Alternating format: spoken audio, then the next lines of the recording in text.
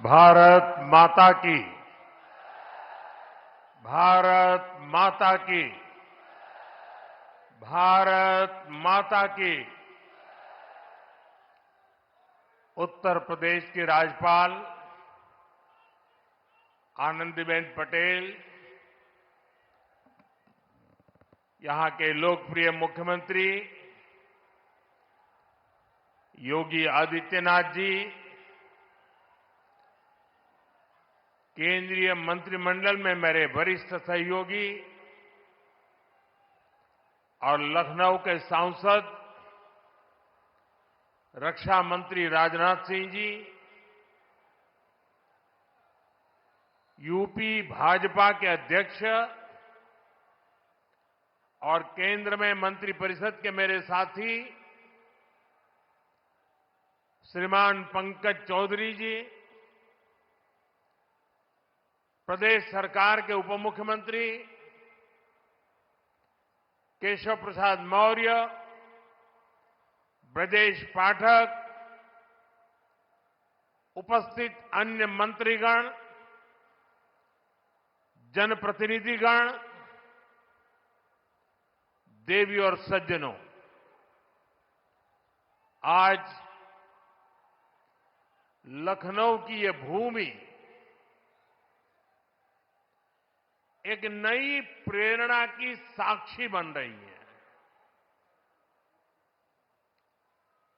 इसकी विस्तार से चर्चा करने से पहले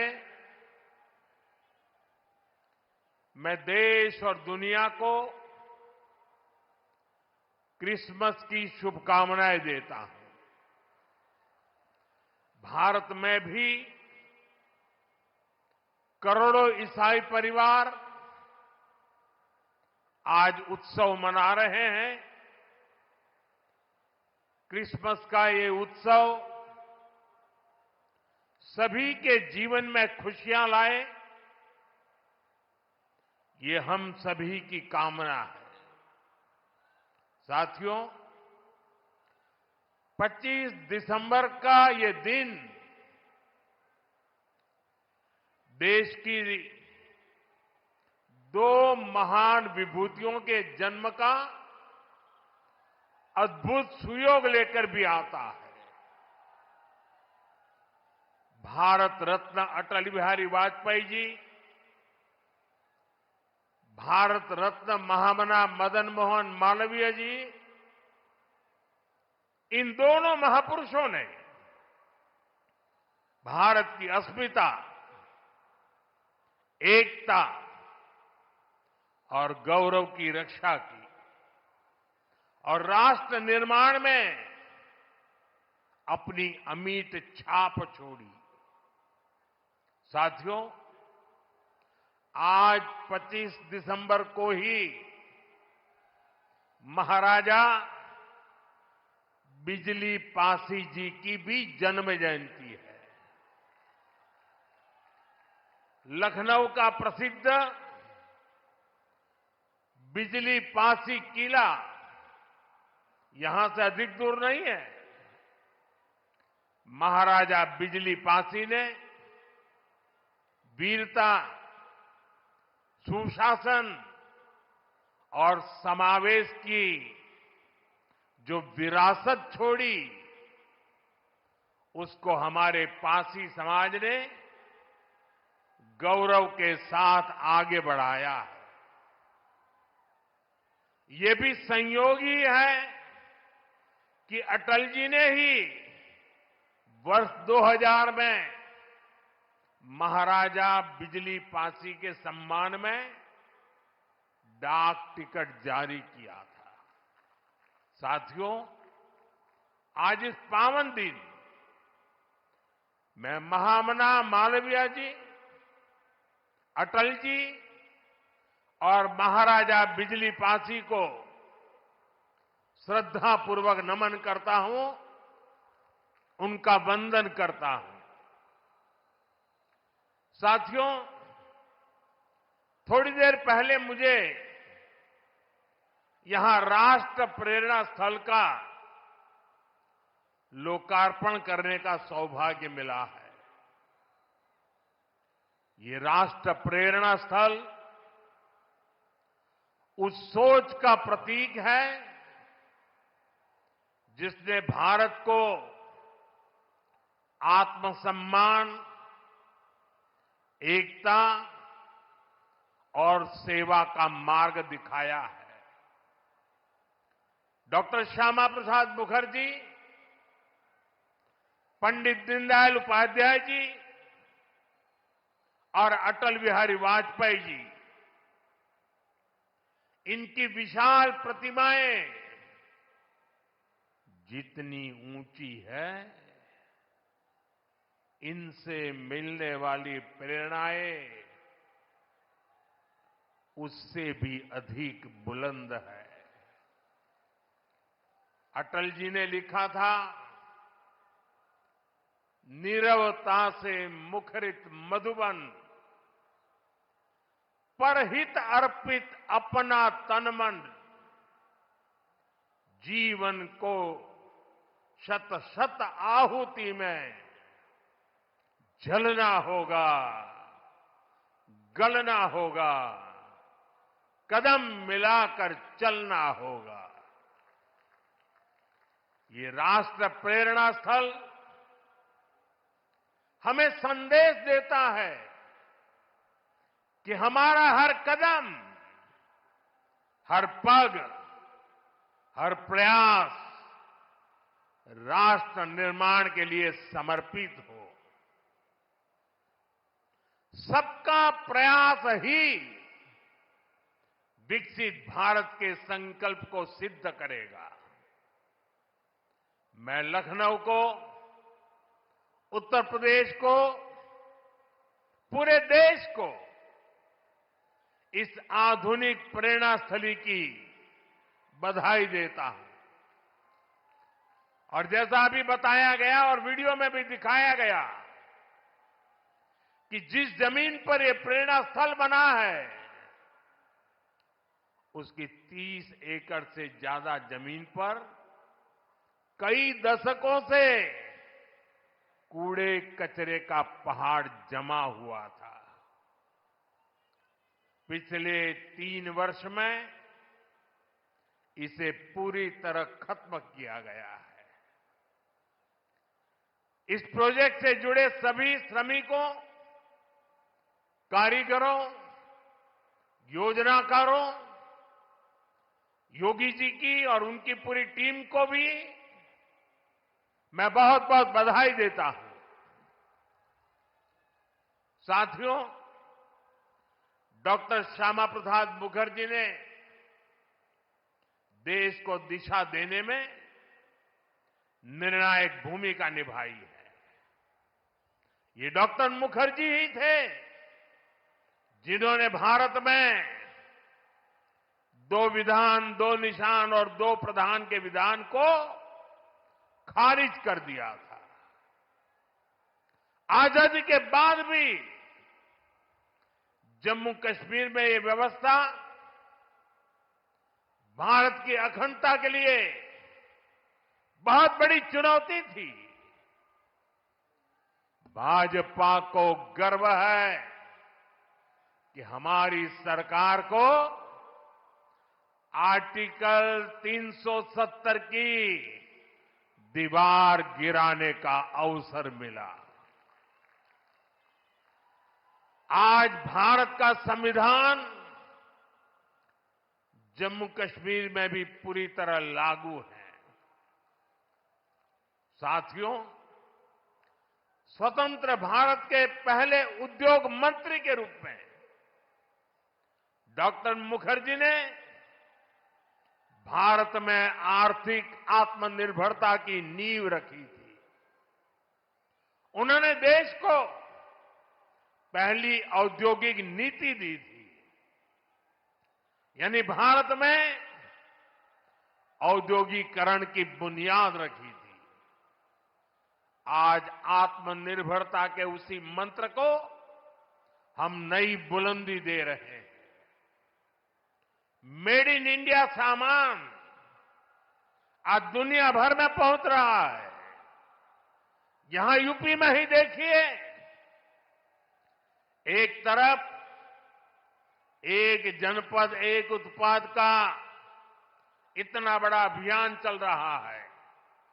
छोटे छोटे उद्योगों, छोटी छोटी इकाइयों का सामर्थ्य बढ़ रहा है। दूसरी तरफ यूपी में बहुत बड़ा डिफेंस कॉरिडोर बन रहा है। ऑपरेशन सिंदूर में दुनिया ने जिस ब्रह्मोस मिसाइल का जलवा देखा, वो अब लखनऊ में बन रही है। वो दिन दूर नहीं जब यूपी का डिफेंस कॉरिडोर दुनिया भर में डिफेंस मैन्युफैक्चरिंग के लिए जाना जाएगा। साथियों, दशकों पहले पंडित दीनदयाल उपाध्याय जी ने अंत्योदय का एक सपना देखा था। वे मानते थे कि भारत की प्रगति का पैमाना अंतिम पंक्ति में खड़े अंतिम व्यक्ति के चेहरे की मुस्कान से मापा जाएगा। दीनदयाल जी ने एकात्म मानववाद का दर्शन भी दिया, जहां शरीर, मन, बुद्धि और आत्मा सबका विकास हो। दीनदयाल जी के सपने को मोदी ने अपना संकल्प बनाया है। हमने अंत्योदय को सैचुरेशन यानी संतुष्टिकरण का नया विस्तार दिया है। सैचुरेशन यानी हर जरूरतमंद, हर लाभार्थी को सरकार की कल्याणकारी योजनाओं के दायरे में लाने का प्रयास। जब सैचुरेशन की भावना होती है तो भेदभाव नहीं होता, और यही तो सुशासन है, यही सच्चा सामाजिक न्याय है, यही सच्चा सेकुलरिज्म है। आज जब देश के करोड़ों नागरिकों को बिना भेदभाव पहली बार पक्का घर, शौचालय, नल से जल, बिजली और गैस कनेक्शन मिल रहा है, करोड़ों लोगों को पहली बार मुफ्त अनाज और मुफ्त इलाज मिल रहा है, पंक्ति में खड़े अंतिम व्यक्ति तक पहुंचने का प्रयास हो रहा है, तो पंडित दीनदयाल जी के विजन के साथ न्याय हो रहा है। साथियों, बीते दशक में करोड़ों भारतीयों ने गरीबी को परास्त किया है, गरीबी को हराया है। ये इसलिए संभव हुआ क्योंकि भाजपा सरकार ने जो पीछे छूट गया था उसे प्राथमिकता दी, जो अंतिम पंक्ति में था उसे प्राथमिकता दी। साथियों, 2014 से पहले करीब 25 करोड़ देशवासी ऐसे थे जो सरकार की सामाजिक सुरक्षा योजनाओं के दायरे में थे। 25 करोड़। आज करीब 95 करोड़ भारतवासी इस सुरक्षा कवच के दायरे में हैं। उत्तर प्रदेश में भी बड़ी संख्या में लोगों को इसका लाभ मिला है। मैं आपको एक और उदाहरण देता हूं। जैसे बैंक खाते सिर्फ कुछ ही लोगों के होते थे, वैसे ही बीमा भी कुछ ही संपन्न लोगों तक सीमित था। हमारी सरकार ने अंतिम व्यक्ति तक बीमा सुरक्षा पहुंचाने का बीड़ा उठाया। इसके लिए प्रधानमंत्री जीवन ज्योति बीमा योजना बनाई। इससे मामूली प्रीमियम पर 2 लाख रुपए का बीमा सुनिश्चित हुआ। आज इस स्कीम से 25 करोड़ से ज्यादा गरीब जुड़े हैं। इसी तरह दुर्घटना बीमा के लिए प्रधानमंत्री सुरक्षा बीमा योजना चल रही है। इससे भी करीब 55 करोड़ गरीब जुड़े हैं। ये वो गरीब देशवासी हैं जो पहले बीमा के बारे में सोच भी नहीं पाते थे। साथियों, आपको जानकर के हैरानी होगी, इन योजनाओं से करीब करीब 25,000 करोड़ रुपए का क्लेम इन छोटे छोटे परिवार के छोटे छोटे जिंदगी के गुजारे करने वाले मेरे सामान्य गरीब परिवारों तक 25,000 करोड़ रुपया का लाभ पहुंचा है। यानी संकट के समय ये पैसा गरीब परिवारों के काम आया है। साथियों, आज अटल जी की जयंती का ये दिन सुशासन के उत्सव का भी दिन है। लंबे समय तक देश में गरीबी हटाओ जैसे नारों को ही गवर्नेंस मान लिया गया था, लेकिन अटल जी ने सही मायने में सुशासन को जमीन पर उतारा।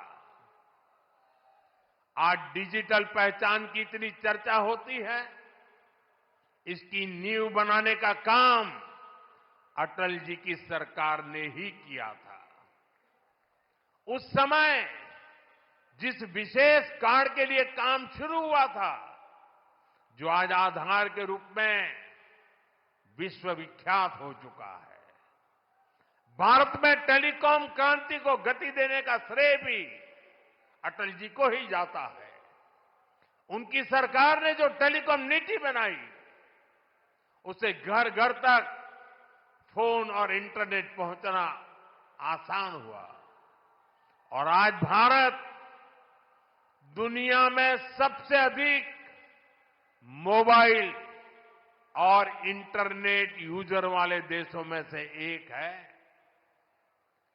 साथियों, आज अटल जी जहां होंगे, इस बात से प्रसन्न होंगे कि बीते 11 वर्षों में भारत दुनिया का दूसरा बड़ा मोबाइल फोन निर्माता बन गया है और जिस यूपी से वे सांसद रहे, वो यूपी आज भारत का नंबर 1 मोबाइल मैन्युफैक्चरिंग राज्य बना है।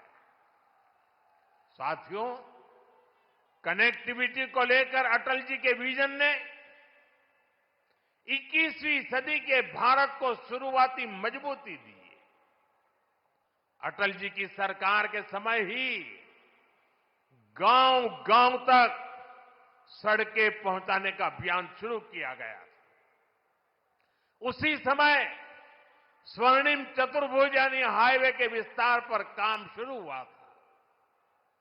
साथियों, साल 2000 के बाद से प्रधानमंत्री ग्रामीण सड़क योजना के तहत अब तक करीब 8 लाख किलोमीटर सड़कें गांवों में बनी है और इनमें से करीब 4 लाख किलोमीटर ग्रामीण सड़कें पिछले 10-11 साल में बनी है। और साथियों, आज आप देखिए, आज हमारे देश में अभूतपूर्व गति से एक्सप्रेसवे बनाने का काम कितनी तेजी से चल रहा है। हमारा यूपी भी एक्सप्रेसवे स्टेट के रूप में अपनी पहचान बना रहा है। वो अटल जी ही थे जिन्होंने दिल्ली में मेट्रो की शुरुआत की थी। आज देश के 20 से ज्यादा शहरों में मेट्रो नेटवर्क लाखों लोगों का जीवन आसान बना रहा है। भाजपा एनडीए सरकार ने सुशासन की जो विरासत बनाई है, उसे आज भाजपा की केंद्र और राज्य की सरकारें नए आयाम, नया विस्तार दे रही है। साथियों, डॉक्टर मुखर्जी, पंडित दीनदयाल जी, अटल जी, इन 3 महापुरुषों की प्रेरणा, उनके विजनरी कार्य, ये विशाल प्रतिभाएं विकसित भारत का बहुत बड़ा आधार है। आज इनकी प्रतिभाएं हमें नई ऊर्जा से भर रही है। लेकिन हमें यह नहीं भूलना है कि आजादी के बाद भारत में हुए हर अच्छे काम को कैसे एक ही परिवार से जोड़ने की प्रवृत्ति पनपी। किताबें हो, सरकारी योजनाएं हो, सरकारी संस्थान हो, गली, सड़क, चौराहे हो, एक ही परिवार का गौरवगान, एक ही परिवार के नाम, उनकी ही मूर्तियां, यही सब चला। भाजपा ने देश को एक परिवार की बंधक बनी इस पुरानी प्रवृत्ति से भी बाहर निकाला है। हमारी सरकार मां भारती की सेवा करने वाली हर अमर संतान, हर किसी के योगदान को सम्मान दे रही है। मैं कुछ उदाहरण आपको देता हूं। आज नेताजी सुभाष चंद्र बोस की प्रतिमा दिल्ली के कर्तव्य पथ पर है। अंडमान में जिस द्वीप पर नेताजी ने तिरंगा फहराया, आज उसका नाम नेताजी के नाम पर है। साथियों, कोई नहीं भूल सकता कि कैसे बाबा साहब आंबेडकर की विरासत को मिटाने का प्रयास हुआ। दिल्ली में कांग्रेस के शाही परिवार ने यह पाप किया और यहां यूपी में सपा वालों ने भी यही दुस्साहस किया। लेकिन भाजपा ने बाबा साहब की विरासत को मिटने नहीं दिया। आज दिल्ली से लेकर लंदन तक बाबा साहब आंबेडकर के पंचतीर्थ उनकी विरासत का जयघोष कर रहे हैं। साथियों, सरदार वल्लभ भाई पटेल ने सैकड़ों रियासतों में बटे हमारे देश को एक किया था। लेकिन आजादी के बाद उनके काम और उनके कद दोनों को छोटा करने का प्रयास किया गया। ये भाजपा है जिसने सरदार साहब को वो मान सम्मान दिया जिसके वो हकदार थे। भाजपा ने ही सरदार पटेल की विश्व की सबसे ऊंची प्रतिमा बनाई, एकता नगर के रूप में एक प्रेरणा स्थली का निर्माण किया। अब हर साल वहां 31 अक्टूबर को देश राष्ट्रीय एकता दिवस का मुख्य आयोजन करता है। साथियों, हमारे यहां दशकों तक आदिवासियों के योगदान को भी उचित स्थान नहीं दिया गया। हमारी सरकार ने ही भगवान बिरसा मुंडा का भव्य स्मारक बनाया। अभी कुछ सप्ताह पहले ही छत्तीसगढ़ में शहीद वीर नारायण सिंह आदिवासी म्यूजियम का लोकार्पण हुआ है। साथियों, देश भर में ऐसे अनेक उदाहरण हैं। यही उत्तर प्रदेश में ही देखें तो महाराजा सुहेलदेव का स्मारक तब बना जब भाजपा सरकार बनी। यहां निषाद राज और प्रभु श्री राम की मिलन स्थली को अब जाकर के मान सम्मान मिला। राजा महेंद्र प्रताप सिंह से लेकर चौरी चौरा के शहीदों तक मां भारती के सपूतों के योगदान को भाजपा सरकार ने ही पूरी श्रद्धा और विनम्रता से याद किया। साथियों, परिवारवाद की राजनीति की एक विशिष्ट पहचान होती है। यह असुरक्षा से भरी हुई होती है। इसलिए परिवारवादियों के लिए दूसरों की लकीर छोटी करना मजबूरी हो जाता है, ताकि उनके परिवार का कद बड़ा दिखे और उनकी दुकान चलती रहे। इसी सोच ने भारत में राजनीतिक छुआछूत का चलन शुरू किया। आप सोचिए, आजाद भारत में अनेक प्रधानमंत्री हुए, लेकिन राजधानी दिल्ली में जो म्यूजियम था उसमें अनेक पूर्व प्रधानमंत्रियों को नजरअंदाज किया गया।